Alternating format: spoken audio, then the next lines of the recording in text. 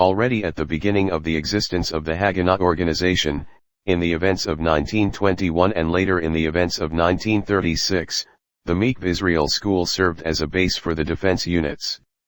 Mikve Israel also served as a training and instruction center for the Haganah organization. In Mikve Israel there is a natural cave, hewn in Kirkar, where the first people of the place lived.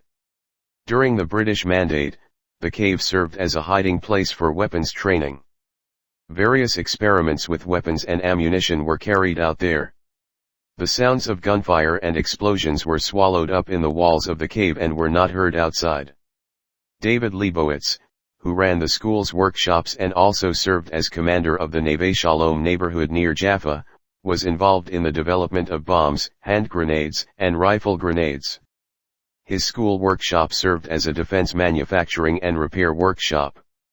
David Leibowitz initiated and created the Davidka, a mortar used by the Haganah and the IDF during the War of Independence. The Davidka shell made a great noise when it exploded. Sounded good all over the area. With the outbreak of the first clashes in the War of Independence after November 29, the PAL Match Department, which belonged to the line company in the 5th Battalion, was housed in Mikve Israel, whose main function was to secure transportation from Tel Aviv to Jerusalem, the south, and the Negev.